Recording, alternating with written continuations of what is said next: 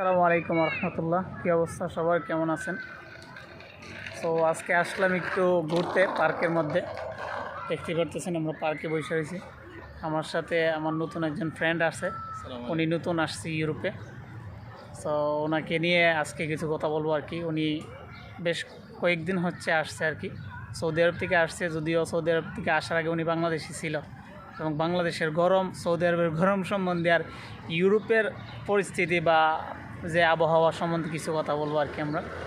ভাই, আপনি ইউরোপ এসে কী মনে হইতেছে? আবহাওয়া কীরকম?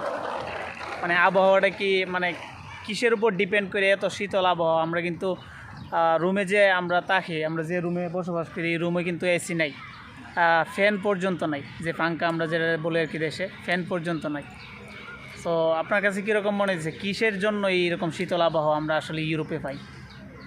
আসসালামু আলাইকুম ফার্স্ট অফ অল সবাইকে। আর ইউরোপে আসার পরে একটা জিনিস মনে হইতেছে, যেটা হচ্ছে এখানে যথেষ্ট পরিমাণ ঘাস এবং ন্যাচারাল বিউটি, যেটা বলতে আমরা সবাই বুঝাই, ওটা হচ্ছে আপনার এরা কখনো গাছপালা কাটে না।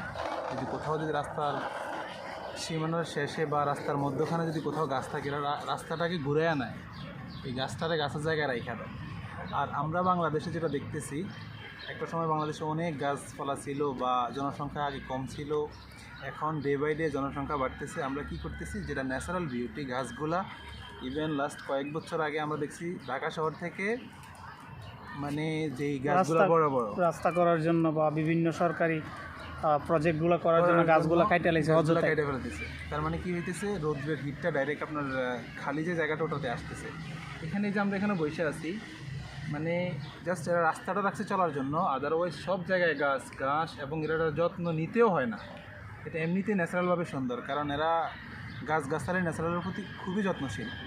আর এখানে এখন সাধারণত নর্মালি টেম্পারেচার এখন চলতেছে 21। এছাড়া আই থিঙ্ক মাগরিবের পরে টেম্পারেচার চলে আসবে I think 8 or 6, sometimes 7, 5, 4 like this. আর বাংলাদেশে এখন যেই গরমে যে হিটটা চলতেছে, কোনো আই থিঙ্ক 2 বছর আগে কখনো এটা ছিল না, কখনো ছিলই না। মেন কথা হচ্ছে, আসল মানে মূল কথা হচ্ছে, আমরা এখানে যে অক্সিজেনগুলো পাই বা এখানে আমরা বসবাসের যে মূল ইয়েটা, এটা হচ্ছে এই যে ন্যাচারাল বিউটিগুলো দেখেন। এই যে গাছপালা তারা একবারে কাটেই না। এই যে পার্কের মধ্যে গাছ ওইটা আছে, গাছগুলো তারা কাটতে চায় না। গাছগুলোর মান্থলি তারা সিস্টেম কইরা কাটে আর কি। আসল কথা হচ্ছে, আমরা যে বাসার মধ্যে বসবাস করি, বাসার উপরে কিন্তু গাছ আছে। হ্যাঁ, বাসার উপরে গাছ লাগাইতে আছে। ইভেন বাসার মধ্যে এসি ইউজ করতে হয় না, রাত্রেবেলা জানালা। প্রচণ্ড গরম এইখানে। ইউরোপে যে সময় গরম থাকে, ইউরোপে এই যে সামনে সামার আসতেছে, সামনে ফুল সামারের সময় তারা তাদের বাসাগুলো এইভাবেই করা, কোনো এসির সিস্টেম নাই। অফিস আদালতগুলোতে আমি সঠিক জানি না, তবে আমরা যে কয়েকটা বাসার মধ্যেই থাকছি ইউরোপের লং টাইম একটা সময়ের মধ্যে, কয়েকটা বাসাতেই থাকছি। বাসা আমাদের কোম্পানির রিকোয়ারমেন্ট অনুসারে মাসে মাসে বা 2-1 মাস পরে পরে বাসা চেঞ্জ করতে হয়। তো ওই সুবাদে আমরা দেখলাম কোনো একটা বাসার মধ্যেও আমরা এসি অথবা ফ্যানের সংযোগ দেওয়ার মতো কোনো কিছুই পাইছি না। কোনো কানেকশন এরা রাখে নাই, জাস্ট হিটারের কানেকশনটা রাখছে, কারণ এখানে অনেক শীত পড়ে ঠান্ডার সময় আর কি। সিজনে অনেক শীত পড়ে। আমি শুনছি, আমি তো নতুন এখানে, -15 পর্যন্ত চলে যায়। আর আমরা বাংলাদেশে যেটা এখন দেখতেছি, এটা কখনো আগে ছিল না। এর কারণ হচ্ছে আমরা গাছপালা এবং পরিবেশ সৌন্দর্যের যেই জিনিসগুলো থাকা দরকার বাংলাদেশের মধ্যে আমারে গতকালকে রাত্রে আমি বাড়িতে কথা বলতেছি, তখন আমার রাত্রে প্রায় 4টার সময় আমাকে একটা স্ক্রিনশট দেওয়া হয়েছে, এই যে তাপমাত্রা টেম্পারেচারের প্রায় 23 না 24 ডিগ্রি সেলসিয়াস তাপমাত্রা, যেটা আমাদের এখানে ইউরোপের মধ্যে গরমকালে দিনের বেলা তাপমাত্রা এরকম, দিনের 1-2টার সময় তাপমাত্রা এরকম। বাংলাদেশের মধ্যে রাত্রে 4টা বাজে যে তাপমাত্রা থাকে। সুতরাং বাংলাদেশের মেইন সমস্যা হচ্ছে আমরা গাছ কাটি খুব বেশি। আমরা গাছ রোপণ করতে চাই না, শুধু আমাদের ব্যবহারের জন্য, আমাদের ইউজের জন্য আমরা গাছ কাটি। এই গরমের হাহাকারের জন্য মানুষ কিন্তু অনেক ভোগান্তিতে আছে। সো আমাদের ইউরোপের মতো আপনারা গাছ লাগান বাংলাদেশে এবং সুস্বাস্থ্যের অধিকারী থাকেন, গরম থেকে বাঁচেন আর কি। ঠিক কিনা ভাই? হ্যাঁ ভাই, এটাই করতে হবে। আমাদেরকে ন্যাচারাল যেটা দরকার ওটার দিকে ফিরে যাইতে হবে। আমরা যেটা গাছ লাগাইতে হবে প্রচুর, যেটা দেখলাম এবার মোটামুটি নিউজ ফিডে প্রচুর মানুষ আগ্রহী, যারা ব্লগার, যারা সেলিব্রিটি, তারা যথেষ্ট আগ্রহ প্রকাশ করতেছে এবার গাছ লাগানোর জন্য। এটা অবশ্যই একটা ভালো দিক। কাউকে নিয়ে সমালোচনা করা না, আমি মনে করি ঠিক না।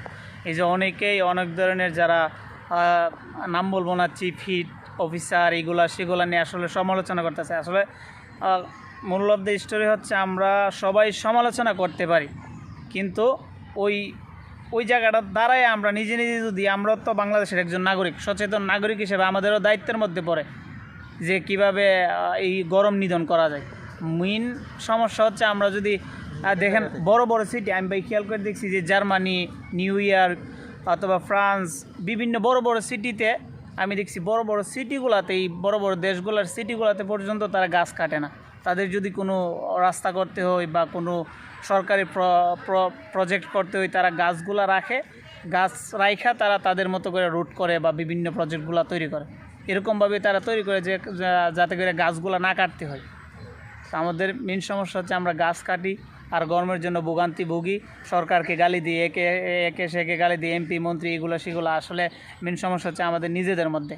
আমরা নিজেরা সংশোধন হয়ে গেলে ইনশাআল্লাহ আশা করি সব কিছু সংশোধন হয়ে যাবে ইনশাআল্লাহ। প্রকৃতির দিকে আমাদের সো সবাই ভালো থাকবেন, সুস্থ থাকবেন। আর আমি আমার নতুন ভাই ইউরোপ আসছে, ওনাকে স্বাগতম করার জন্য আমার সাথে একটু আনলাম আর কি। ইনশাআল্লাহ পরবর্তীতে আপনারা যারা ইনফরমেশন চান আরও ইনফরমেশন দেওয়া হবে ওনাকে নিয়ে। তো এই জন্য আর অবশ্যই ভিডিওতে লাইক দিবেন, কমেন্ট করবেন ইনশাআল্লাহ।